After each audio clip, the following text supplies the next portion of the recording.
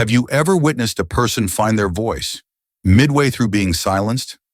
It occurred on a typical Thursday evening at a fancy restaurant in Raleigh. The wine flowed, the piano remained untouched in the corner, and the dinner party was filled with respectful chatter and refined manners. Just another evening, truly, until it wasn't. There's something about moments like this, where life doesn't yell but leans in and whispers. Watch closely, and if you're paying attention, you just might witness someone step into who they truly are. She was just a waitress. At least that's the way most people perceived her. Mid-20s, reserved, kind eyes glided through the dining room as if she'd done it 1,000 times, and she had. Plates, glasses, small smiles. A job gracefully done, even if no one even knew who was doing it. But she knew everything. Her name was Deborah, and behind those serene eyes and habituated strides was a young woman grasping a dream she wasn't certain she was still permitted to pursue. Not because the dream had diminished, but because life had a tendency to set those things aside on a shelf. You understand. Duties accumulate, bills are due, dreams begin to be regarded as extravagances. Nevertheless, the music hadn't departed. She had grown up with it. Not the piano, perhaps, but the crackle of her mother's vintage records, the worn keys of a hand-me-down upright in a small living room, and late evenings learning on her own what nobody could pay to teach. Music wasn't something one did, it was home. So when a rich businessman named Leonard Grayson came into that restaurant with his group in a sneer, Deborah was simply doing her job, taking orders, smiling, ignoring the way his eyes lingered too long, as if she were background music he'd turned up to listen to for entertainment. Now, if you've ever dealt with someone who uses charm as a weapon, you'll know the type. Leonard liked the sound of his own voice. He liked being the center of the room. And more than anything, he liked pushing buttons just to see what happened. That evening, his focus shifted to Deborah, and not kindly. It began with taunting. Then there was the condescension, the defiance, the setup he attempted to create, placing her in the middle of an entire dining room, everyone looking at her, a crowd of strangers, the crushing burden of being underestimated bearing down like a weight upon her chest. Now here's the thing, most people would have walked away, smiled politely, let the moment pass. After all, who wants to be put on display like that? Who wants to risk failing in front of an audience that wasn't even invited? But Deborah didn't walk away. She sat down at that piano, not in an attempt to prove something to Leonard, not to win the room over, but because, beneath all the noise, she knew she had to do it for herself. What happened next was unexpected. Have you ever seen a room fall silent in a single breath? The instant her fingers caressed the keys, the mood shifted. It wasn't showy. It wasn't boisterous. It was deep in the soul, authentic. And when the music spilled into the room, something unspoken occurred. People ceased eating. They ceased speaking. They listened, not merely to the melodies, but to her. That's when you recall, truth has a voice, and when it's played from the heart, you can't tune it out. Deborah played no tricks for their benefit. She played because it was the one thing that had belonged to her forever, her sanctuary, her escape, her means of telling everyone everything she never got to say out loud. When the last note was gone, the room did not merely applaud. They rose. And Leonard? Well, let us just say for once, he did not have a lot to say even. What began as a game of power became something much more powerful, a time of clarity for Deborah and perhaps for all of us who watched. For all of us because we've all been there, have we not? Feeling ignored, disbelieved, wondering whether the thing that once lived within us still does. This isn't a story about music or restaurants or entitled men with too many dollars. It's a story about finding your voice again. It's about what happens when you quit saying sorry for who you are. About the kind of strength that doesn't make its presence known, but still takes up space. And if you've ever let a dream be put on pause, if you've ever muffled your own brilliance in order to maintain peace, this one's for you. Let me show you what happened to Deborah, how one performance transformed a shy waitress into the heart of the room, and how that one night changed the course of her life. Because some moments don't only alter the evening, they alter everything. At La Fontaine, an upscale restaurant located in the heart of Raleigh, North Carolina, The ambiance hummed with subtle sophistication. The gentle clinking of glasses, the soft shuffle of servers' steps, and the smooth hum of jazz from a piano in the corner created a sense of sophisticated comfort. It was one of those places that felt like everything was effortless, where cash collided with mood lighting. Among the servers was Deborah, a young waitress of 25 with a quiet air and a spark of something more behind her eyes. She glided between tables with practiced elegance, juggling plates and sweet talk. To most patrons, she was simply one of the nice faces, fading into the rich background of their upscale dining. But within, Deborah hid a dream much larger than the marble countertops and designer lights that surrounded her. Music was in her blood. From a young age, the piano had been her refuge, a sanctuary where she could share her joy, her sorrow, and everything else in between. But passion doesn't put food on the table, so for the time being, La Fontaine was her reality, a means of supporting herself while she worked towards the music academy she dreamed of attending one day. Few knew of her musical talent. From time to time, during her intervals, she'd creep into the back room and play a soft few notes on the old upright piano stored away as a secret. The staff was accustomed to it and envied her ability, though it was largely her private world. That evening, as the dinner hour finally began to ease, the front door swung open, and in walked Leonard Grayson. He was impossible to overlook. A successful businessman with a reputation that went before him, Leonard strode in as if he owned the building. Flanked by a handful of equally well-dressed friends, the atmosphere changed the minute he stepped into the room. Famed for his cutting insults and penchant for theatrics, Leonard had the ability to leave everyone on their toes. Even the most seasoned staff stiffened their spines when they caught sight of him. Deborah's co-workers exchanged hasty glances. Leonard was that sort of visitor, the sort who never had any problem making waves. But to Deborah, he was merely one more table on a slow night's shift. Or at least that's the way she thought. As Leonard glided his gaze about the room, it came to rest on Deborah. There was something about her, perhaps her serenity or her poise, that arrested him. He hesitated, then allowed a subtle smirk to cross his features. Deborah was aware of his eyes, weighty and intentional, but she didn't allow it to unsettle her. She directed her attention back to clearing off plates and refilling cups. But Leonard was set in his mind. He wasn't about to lose her in the crowd. He'd picked her to be his interest for the night. Of course, Deborah didn't exist in Leonard's universe. She had been raised in a small South Carolina town where grand aspirations were a luxury that many couldn't afford. Her mother, tough, single, and forever hard-working, had worked nursing shifts to put food on the table for Deborah and her brother. Even in her humble background, music was always a part of the household. She sang with old vinyl records from her mother's collection and a well-used piano, a hand-me-down from a generous neighbor. That battered piano might have been a little off-key, but it was freedom to her. Meanwhile, other children played outdoors. Deborah was indoors, learning for herself how to play. She learned songs from the radio and gradually progressed to more sophisticated works she found in old music books from secondhand stores. Her talent did not escape notice. She performed at church, school, and community gatherings. Nevertheless, natural ability couldn't repress the obstacles that awaited her. Coming of age, the picture was stark. A music career would be an uphill battle. The scholarships she had counted on never materialized. The bills didn't delay, and her family just couldn't afford to carry the burden of a conservatory education. So she waited tables and waited on her dream.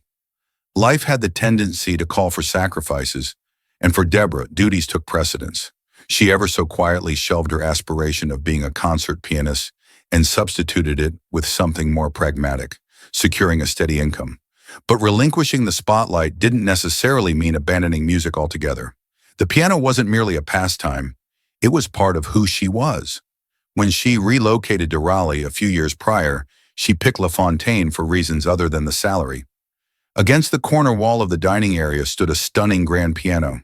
She did not often have time or nerve to sit and practice, but just knowing it was there gave her a sense of security. It made her realize that music hadn't left her.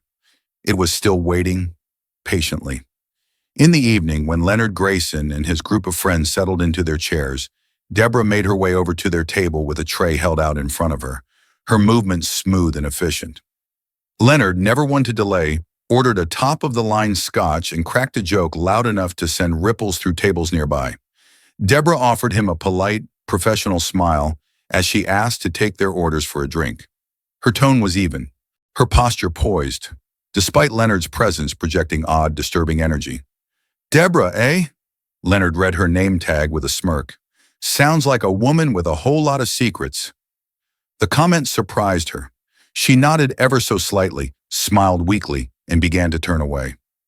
Over her shoulder, Leonard exchanged a smug glance with one of his friends, his eyes following her across the restaurant. Leonard wasn't merely observing, however. He was plotting. Deborah was unaware that she was to be the center of a performance in which she never consented to participate. The evening continued as usual. Glasses clinking, soft conversations, the rhythm of dinner service moving along. Deborah kept her pace steady, intentionally avoiding Leonard's gaze. She'd served plenty of difficult customers before, but something about him felt off. He wasn't just rude, he was intentional. His presence loomed large, casting a discomfort she couldn't quite name. By the time the appetizers had arrived, Leonard had already hogged the limelight at his own table. He boasted vocally about his business deals and taunted anyone who, in his opinion, did not have initiative. His entourage laughed along, all too eager to oblige, as other diners around him shared annoyed glances.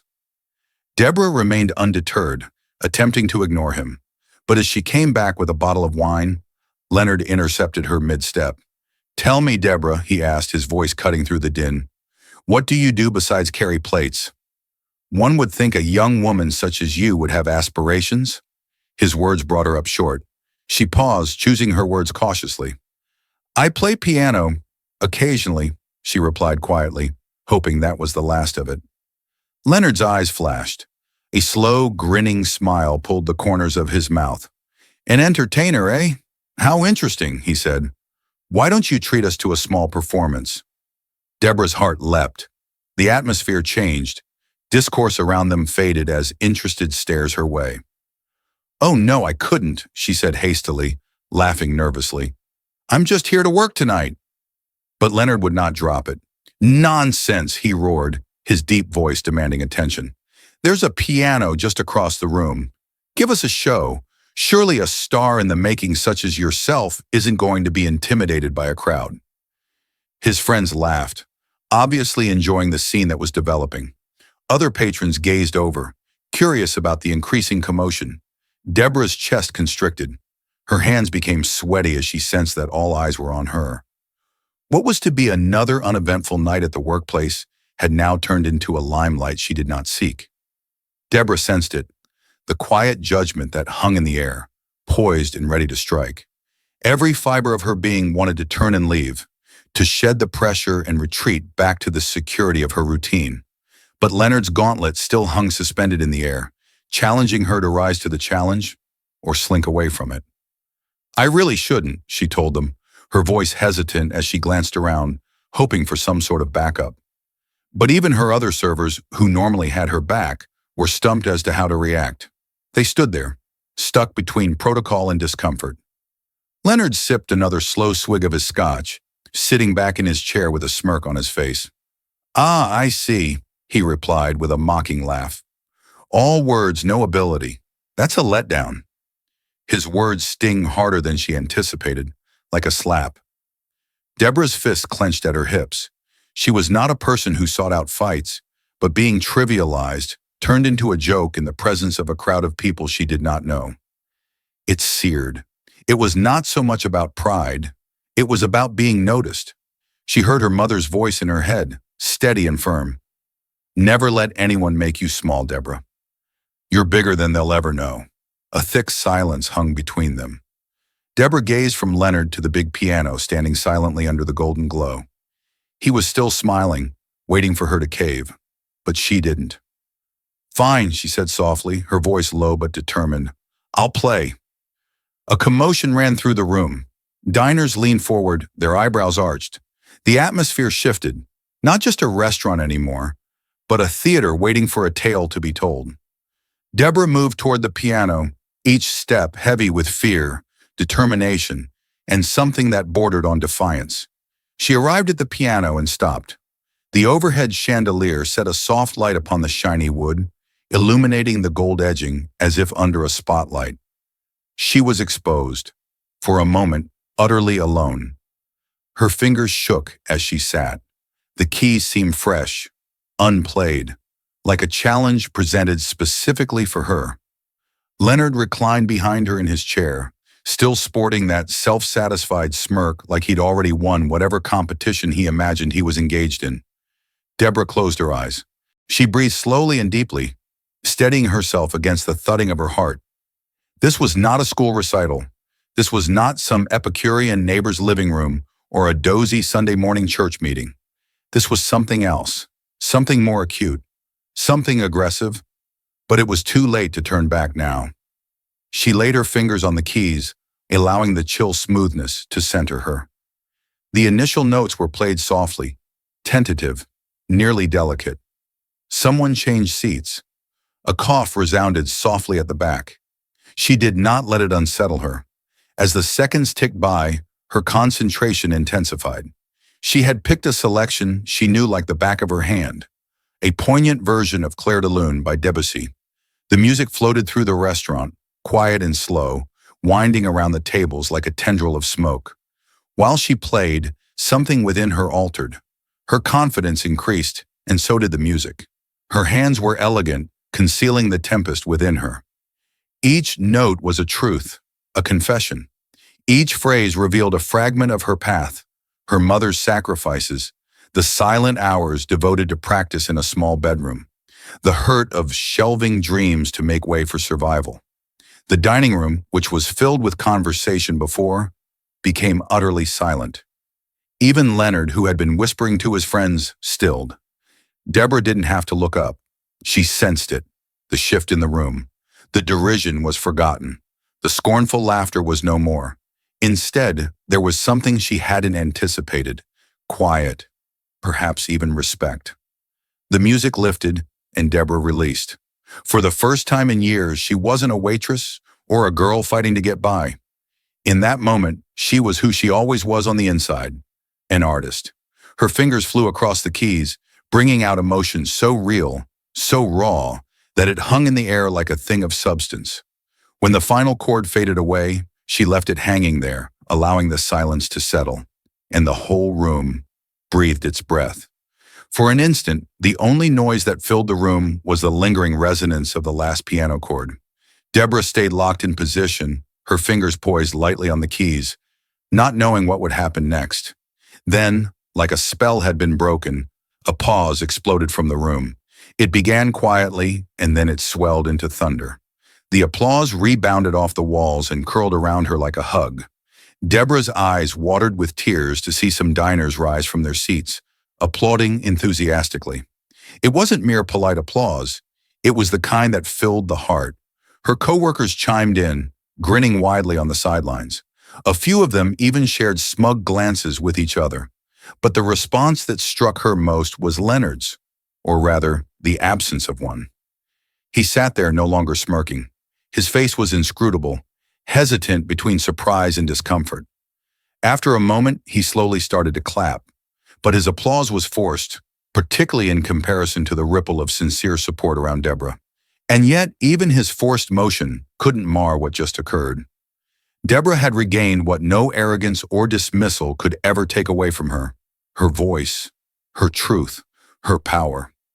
As the applause slowly died down and the dining room collectively breathed, Deborah rose. Her knees quivered still, but her back was straight. She drew a breath and surveyed the room. This time, she saw not customers or strangers. She saw individuals who had seen something true. Their gaze wasn't simply observing anymore. It was filled with admiration, respect, even a little awe. She gave a gentle nod of appreciation to the patrons who had applauded most loudly, her lips curving into a small, grateful smile. It wasn't pride per se. It was relief. Relief that she hadn't let fear take the moment away from her. And then, of course, her gaze fell upon Leonard. He was still sitting at his table, fingers now clasped in front of him. The cocky confidence he had carried so easily previously was gone, replaced with a vacant look that seemed like he was still figuring out how to spin the moment. "Well," Leonard said at last, his voice louder than it needed to be, attempting to cut through the silence that lingered. "That was unexpected." He let out a dry chuckle, one that was without its typical swagger. "I guess talent does appear in the most unexpected places." The compliment attempt floundered.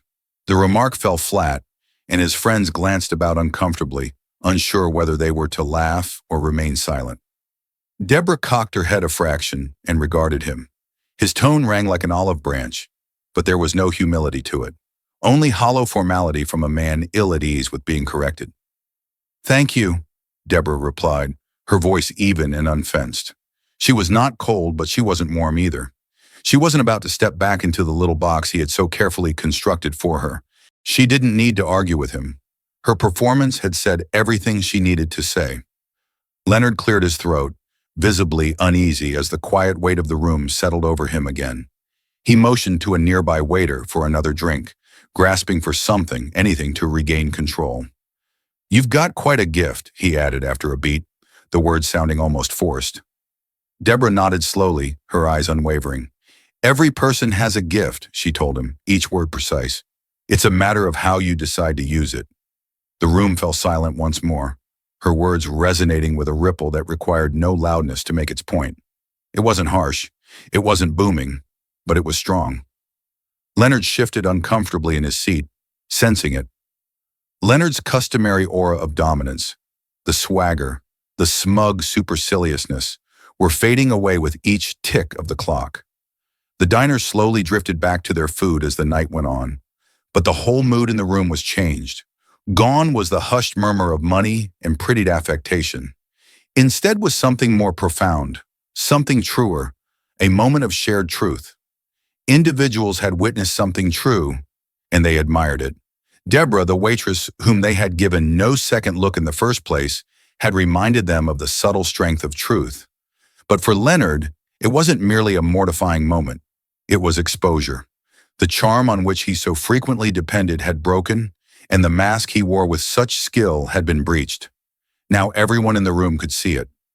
As Deborah moved away from the piano, the full weight of what had transpired came to rest in her chest. Her colleagues met her with discreet, supportive smiles, small nods of encouragement that spoke louder than words. She returned to her post, still part of the evening service. But something had changed. Her head was held higher. Her steps were surer. At Leonard's table, the formerly boisterous banter had stopped.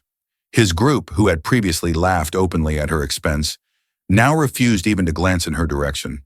Their dialogue was soft, stilted. The swagger that had filled their corner of the restaurant had been siphoned off, leaving only an empty silence. The night carried on, but Deborah felt different, lighter. Each step she took through the dining room felt intentional, like she was walking with a new sense of self. Customers began stopping her, not for more water or wine, but to say kind things, genuine things. "You're incredible," one older woman said softly as Deborah poured her a cup of coffee. "I don't think I've ever heard anything so moving." "Keep at it," one man said. "You've got something there. Don't let anyone ever tell you otherwise." Deborah provided quiet thank yous, her heart brimming with emotion. These were not casual expressions of gratitude. These were affirmations, small reminders that all the long hours, all the nights spent dreaming and questioning had not been for nothing, and there was not everyone who was gracious. When she approached Leonard's table with the check, he looked up with an expression caught somewhere between irritation and reluctant admiration. "You've made your point," he said curtly. "No need to rub it in." Deborah paused, meeting his eyes directly. "It was never about proving anything to you," she said, voice calm but steady. "I just wanted to play." He didn't answer. Instead, he fidgeted in his chair, playing with his drink like a man who suddenly couldn't quite meet anyone's eye. Whatever authority he'd once possessed had slipped quietly away, and every person at the table was aware of it. As Leonard scrawled his signature across the check, one of his friends, a younger, more kind-eyed man, looked up at Deborah. "You were wonderful," he said, meaning it. "Really?" His tone caught her off guard. For an instant, she glimpsed something genuine in him, a fissure in the surface, a tiny spark of humanity from a crew she'd pegged as all surface and no substance. "Thank you," she said softly, allowing him a small, grateful smile before continuing on. When the evening at last died away, Leonard and his crew snuck out quietly. No flourish, no outrageous farewells, just a hushed, abrupt departure. Deborah observed them leave, not triumphantly, nor with rage, but serenely. She was not thinking of Leonard now. Her mind had already turned ahead. The whole evening's tips were exceptionally generous, enough to pay her rent and long-delayed piano lessons at last.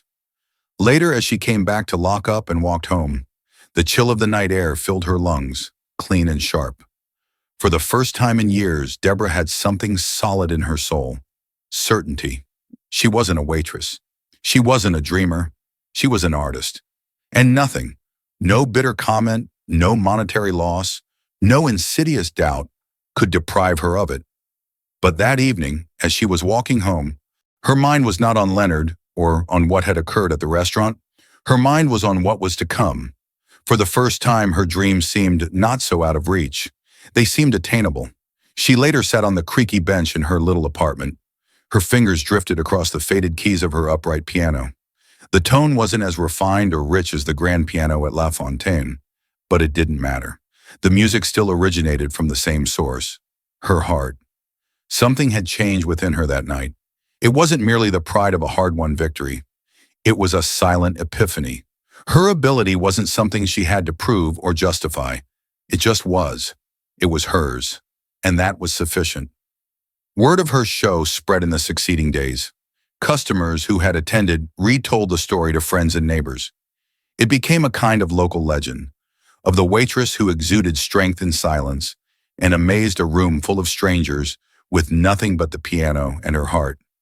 A few days after, Deborah received a phone call. It was from a guy who had been eating at La Fontaine that evening, a music producer in town from Nashville. He wasn't offering fame or gaudy success, but he was offering something much more earthbound, an opportunity to record a demo, a genuine first step, an open door. Deborah agreed, not in hopes of changing her life overnight, but because something in her had shifted, and she was no longer scared to attempt it. For years, she had let fear and doubt whisper in her ear, "You're not ready. You're not good enough. Your dreams are too big." But now those voices were quiet. She had discovered her strength, resilience, honesty, and a deep connection to her craft. And that strength had carried her through. What had gone on with Leonard Grayson hadn't been just a cringe-worthy moment upstaged by personal triumph. It had been something more, a reminder that honesty and integrity are stronger than title or display. Leonard, with all his cash and bravado, had nothing she could not get past. He was the embodiment of every impediment, every belittling voice she had ever known, and she had quieted him, not with argument, but with honesty, with song. For anyone viewing Deborah's tale, the message was straightforward yet strong.